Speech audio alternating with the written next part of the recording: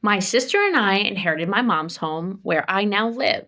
If I should die first, who gets my half? I would like it to go to my daughter.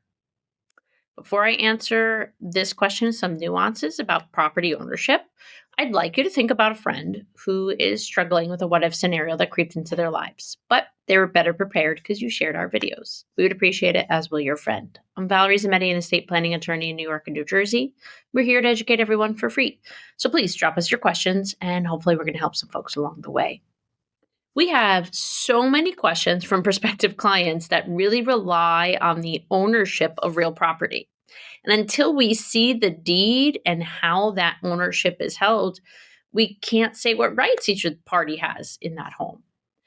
Now, briefly, as a sort of definitional background, when you have interest with the right of survivorship, okay, that's a legal term of art, I guess, the right of survivorship. That means that each party technically owns 100%. No, that doesn't mean there's 200%, but it just means they each own the whole thing. Meaning that if one of them should pass, the other still owns the entire home. Solely, just them. In the alternative, when you have a tenants in common interest, this means they own separate shares. Okay? Often this is 50-50, but it doesn't have to be.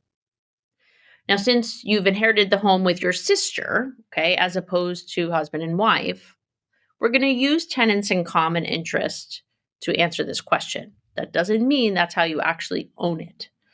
But if you have a tenants in common interest with your sibling and a 50-50 interest, if you pass without an estate plan, the half of the home will go in accordance with the intestacy laws in the state where you reside when you pass.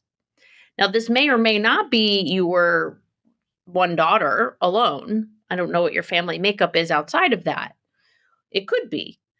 But one way to really ensure that your assets are going to the right parties and in the most protected manner is to, you guessed it, create an estate plan. And that way you can be assured it's being done the way you want it to be. So we hope that you've learned something new here today and that you choose to share. And as always, please take care.